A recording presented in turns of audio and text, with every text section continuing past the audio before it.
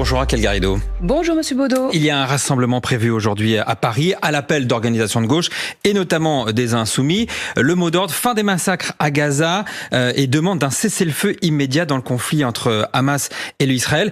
Il manque quand même toujours un petit mot dans cet appel à manifester. Il omet de qualifier le mouvement Hamas de terroriste comme le défend LFI. Pourquoi toujours ne pas clarifier la situation ? J'ai lu l'appel du collectif national pour une paix juste et durable entre Palestiniens et Israéliens. En effet, j'ai vu qu'il n'y avait pas cette caractérisation. Bon, je ne sais pas quel est le raisonnement des auteurs du texte, mais je veux en rester malgré tout à l'idée que dans la société civile française, il y a depuis le 7 octobre l'envie de manifester, l'envie de dire la tristesse, la souffrance, l'indignation et cette volonté que la France porte une parole de paix, la volonté aussi d'agir pour éviter l'envahissement de Gaza par les armées d'Israël. Et c'est ça qu'il faut retenir. Ça empêche de dire que le Hamas est un mouvement terroriste ? Bien sûr que non. Quelle est votre position ? Moi, je l'ai dit. Je pense que le Hamas est une organisation terroriste. Pour moi, cette controverse n'a aucune logique. Je ne comprends pas pourquoi on fait un point de fixation là-dessus. C'est un peu plus qu'une controverse. Et d'ailleurs, parce que le communiqué ne mentionne pas le Hamas comme étant un mouvement terroriste, les communistes, les écologistes ne s'y rendent pas. Les socialistes appellent à un mouvement parallèle, une manifestation aujourd'hui qui est pour les victimes palestiniennes et les victimes israéliennes.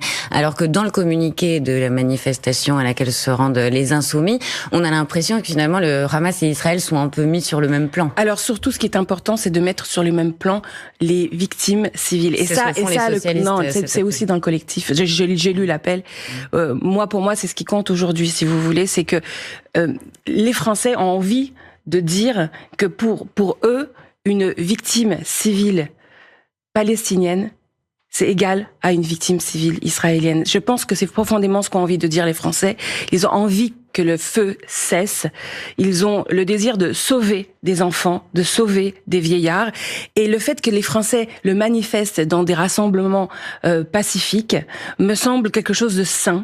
Vouloir l'empêcher, vouloir le réprimer, vouloir dire aux gens « n'allez pas manifester parce qu'on est accusé de prendre le parti pour tel civil plutôt que d'autres », me semble profondément malsain.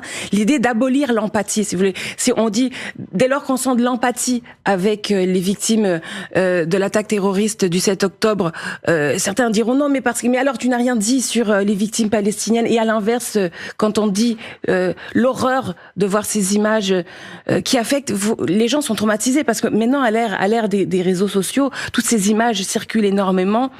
Et tout le monde est pris dans un sentiment d'impuissance et on a envie que la France soit à la hauteur, que la France joue son rôle dans le concert des nations, comme on dit, appelle à ce cessez-le-feu et évite que le massacre s'aggrave parce que le massacre est déjà en cours. Néanmoins, les mots ont un sens. Vous avez clarifié évidemment votre position et ça n'est pas une position partagée avec l'ensemble de votre camp politique. Le positionnement de la France insoumise commence à nous faire honte. Ces débordements deviennent désormais un problème pour l'image de la France. C'est le ministre des Armées, Sébastien Lecornu, qui le dit ce matin dans Le Parisien, aujourd'hui en France. Vous êtes considérée comme une frondeuse chez les Insoumis. Est-ce que vous aussi, d'une certaine manière, parfois, votre mouvement vous fait un peu honte ? Là, c'est plutôt le ministre qui me fait honte. Je trouve qu'il est pas, je veux pas avoir des mots polémiques, mais c'est pas son rôle, là, il sort de son rôle. Il me semble que le gouvernement, en s'en prenant ainsi à l'opposition, essaye de faire une espèce d'écran de fumée sur peut-être sa propre inertie dans ce rôle, dans ce moment de l'histoire de l'humanité. Mais parce que vous trouvez que les Insoumis ont été à la hauteur de la gravité des événements ? Mais il y a pas de souci pour qu'on parle des Insoumis, il y a pas de souci. Mais je vais vous dire, puisque vous me posez la question sur le ministre des Armées. Aujourd'hui, hier soir, j'ai vu que la présidente de l'Assemblée nationale était partie en Israël avec le député Meyer Habib et d'autres députés. C'est le rôle des personnes qui sont au pouvoir en France n'est pas de prendre parti comme ça de façon inconditionnelle pour l'État d'Israël. Ça n'est pas leur rôle. Donc je pense que Monsieur Lecornu, il y a une trentaine de Français qui sont morts en Israël. Il y a des Français qui sont retenus en otage. Et il y a encore des otages, exactement. Il y a environ 200 otages. Ça vous choque que des responsables politiques français se rendent en Israël pour afficher leur soutien ? Mais j'ai pas du tout l'impression, justement, exactement, s'ils y allaient pour faire en sorte que la doctrine militaire israélienne ne fragilise pas les chances de survie des otages français, peut-être que je pourrais m'y retrouver, mais c'est pas du tout ce que j'entends. J'entends une parole va-t-en-guerre, et je trouve à l'inverse que ça met probablement en danger les espoirs de survie des otages français. Et je trouve pour le coup que Monsieur Lecornu devrait plutôt regarder de ce côté-là. Et sur le fond, peut-être, alors au-delà de la critique du gouvernement, il y a effectivement des mots qui ne sont pas posés, difficulté de qualifier le Hamas, notamment l'insoumise, votre collègue Danielle Obono à Paris, qui dit que c'est un mouvement de résistance. C'est pas exactement ce qu'elle a dit. Oui, pardonnez-moi, de fait, j'ai un peu raccourci sa pensée, mais oui. C'est en tout cas, elle valide le fait que le Hamas se présente comme un mouvement de résistance. Vous avez condamné ses propos, vous l'avez appelé à les retirer, elle ne l'a pas fait. Est-ce qu'il faut en tirer des conclusions ? J'en tire la conclusion qu'il y a une difficulté à calibrer la parole insoumise au niveau aujourd'hui de la direction. Je le regrette et j'essaye avec d'autres d'incarner une meilleure responsabilité. Voilà, c'est tout ce que je peux dire. La France insoumise ne considère pas que le Hamas est une organisation terroriste et résistante, pardon. Mais en tout cas, c'est bien ce que Danielle Obono a dit. Elle a dit que c'était un mouvement de résistance qui se définit comme tel. Le communiqué de la France insoumise est très clair. Le Hamas n'est pas une organisation résistante. Et je voudrais quand même alerter chacun, sans dédouaner notre collègue Danielle Obono, avec lesquels là, je suis vraiment en radical désaccord. Le fait de placer l'opposition de l'autre côté d'une ligne de front qui serait conçue entre les tenants de la paix, de la démocratie et du terrorisme, c'est dangereux. Moi, il m'est arrivé la même chose avec Monsieur Zemmour en 2021 dans une interview à CNews. Il a dit que j'étais moi dans la guerre contre le terrorisme de l'autre côté de la ligne de front. Et ce que ça a provoqué, c'est que quelques mois plus tard, 2 militants pro-Zemmour se sont donné rendez-vous dans un stand de tir avec des armes de gros calibre et ont fait un tutoriel sur comment m'assassiner. Il a fallu que je cache mes enfants. Donc, attention, il y a suffisamment de matière à... Mais personne ne force Danielle Obono à prendre ce type de position non plus. Mais messieurs, bien sûr que non. Ce que je veux dire, c'est que quand le gouvernement, parce que je vois bien que le gouvernement joue avec ça, en essayant de créer une sorte de frontière entre ceux qui seraient pour...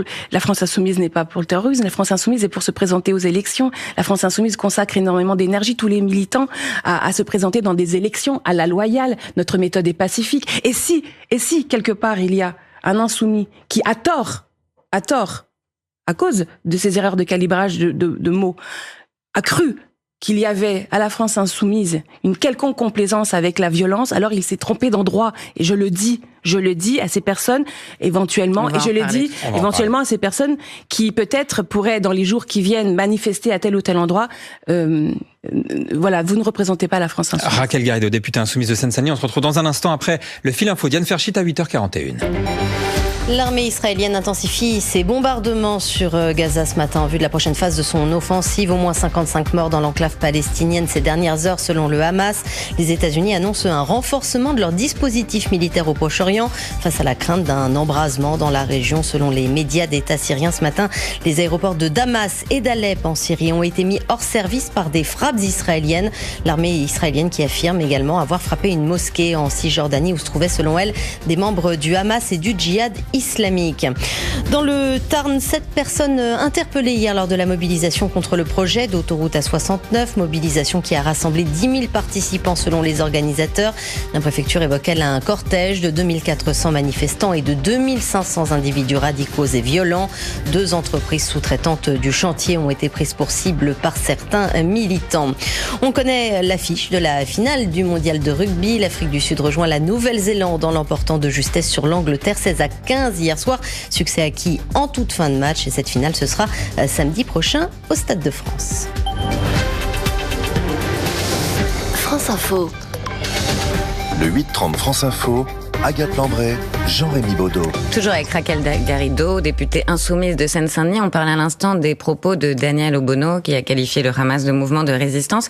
Est-ce que... Non, c'est pas exactement ce qu'elle a dit. Elle a dit c'est un mouvement de résistance qui se définit comme tel. Voilà sa phrase. Non, c'est un mouvement qui résiste. Mais bon, c'est pas grave. Je vais pas polémiquer parce que... D'accord. Comment dire, c'est vrai que je ne suis pas d'accord avec ces propos-là. Mais, voilà, donc, mais en revanche, je veux vraiment que vous preniez... oui, mais je veux que vous preniez la mesure du fait que quand vous ne reprenez pas exactement les mots et que vous placez... cette phrase a été reprise entre guillemets dans la presse. Donc, mais bon, oui, mais on va vérifier. Ce que je veux quand même signaler, que ce que cela provoque chez les personnes qui prennent textuellement... Mais Raquel Garrido, c'est vous qui provoquez aussi des réactions par vos propos et vous avez une responsabilité, vous êtes des responsables. Alors elle le mérite. Je dis pas du tout. Les 12 collègues insoumis qui aujourd'hui sont menacés de mort ou d'actes malveillants le méritent. Raquel Garrido, est-ce que oui ou non il y a un problème avec l'antisémitisme à la France insoumise? Non, je ne pense pas qu'il y ait la moindre complaisance avec l'antisémitisme à la France insoumise. Donc, quand on écoute Jean-Luc Mélenchon qui accuse le président du CRIF d'être extrême droite, Jean-Luc Mélenchon qui avait affirmé que Jésus avait été mis sur la croix par ses propres compatriotes, reprenant le cliché antisémite, le peuple déicide que vous connaissez, quand il dit qu'Éric Zemmour reproduit beaucoup de scénarios culturels qui sont des traditions liées au judaïsme, quand Danielle Obono tient ses propos sur le Hamas, on en parlait, quand elle invite Jérémy Corbyn qui a été accusé d'avoir laissé prospérer l'antisémitisme dans son parti, on peut se poser la question, non? Et à chaque fois, vous avez été présente lors de ces événements. Ça fait depuis des années que vous êtes là, que vous assistez à ça et vous restez dans le parti. S'agissant de la dispute entre Jean-Luc Mélenchon et le CRIF, pour moi, elle n'est pas porteuse de quelque chose de positif. D'autres ont fait d'autres propositions. Alexis Corbière a proposé à monsieur, par exemple, Jonathan Arfi, qui préside aujourd'hui le CRIF, de le rencontrer, de se dire les choses franchement. Et il commence à y avoir un arriéré quand les députés insoumis ont participé à la manifestation après l'horrible meurtre de Mireille Knoll.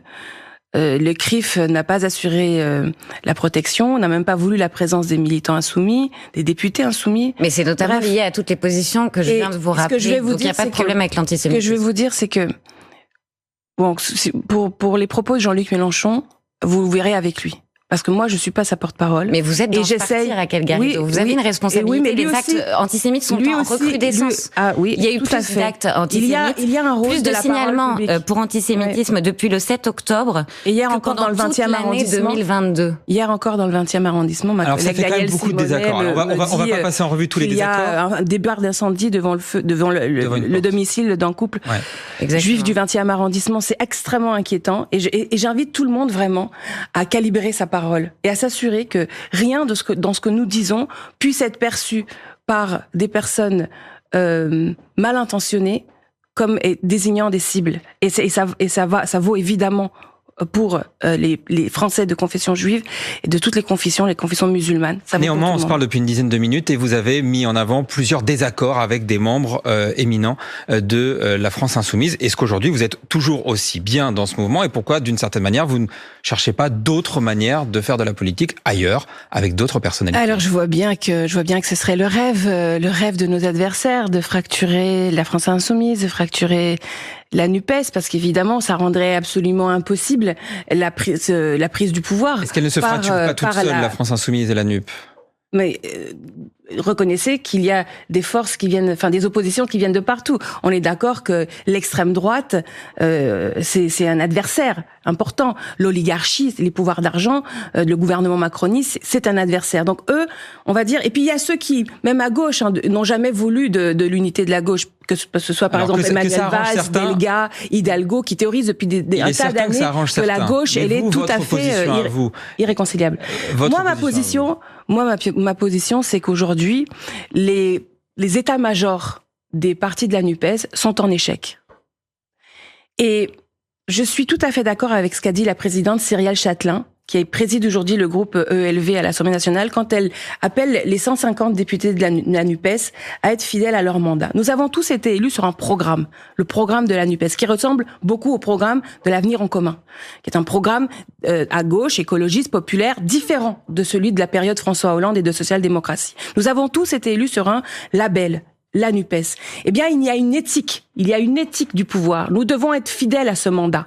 Et aujourd'hui, c'est pas parce que les états-majors des différents partis, que ce soit le Parti communiste, que ce soit la France insoumise, les Verts, le Parti socialiste, n'arrivent pas à faire vivre cet espoir, que nous n'avons pas la responsabilité de le faire vivre nous-mêmes. À l'Assemblée nationale, je suis navrée de décevoir ceux qui pensent que rien ne fonctionne, mais il y a des choses qui fonctionnent. La semaine dernière, en commission des finances, la NUPES a travaillé ensemble, main dans la main, pour adopter un certain nombre d'amendements qui ont permis de créer 15 milliards d'euros de recettes, qui auraient pu aller dans les services publics, qui auraient pu aller dans la rénovation thermique des bâtiments, et ça a été voté par 49.3. C'est vous qui avez dit que Jean-Luc Mélenchon n'a fait que nuire depuis 10 mois.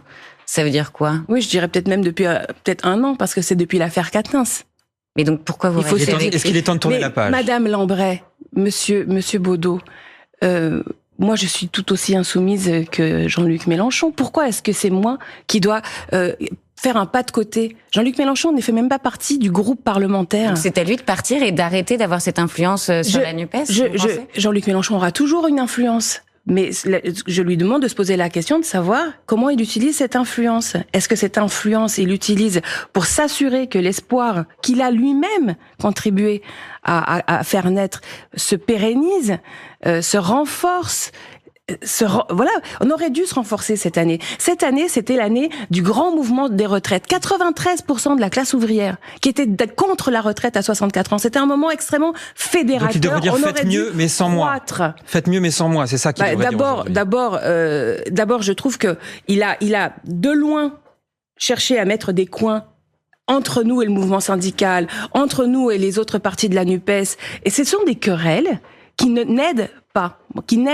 Est-ce qu'il peut et vous pour le représenter reste, en 2027? il y a depuis 1 an une forte aspiration dans le mouvement La France Insoumise à ce que nous changions notre mode de fonctionnement. Jusqu'à présent, La France Insoumise a été structurée comme un outil de campagne présidentielle pour Jean-Luc Mélenchon. Bon.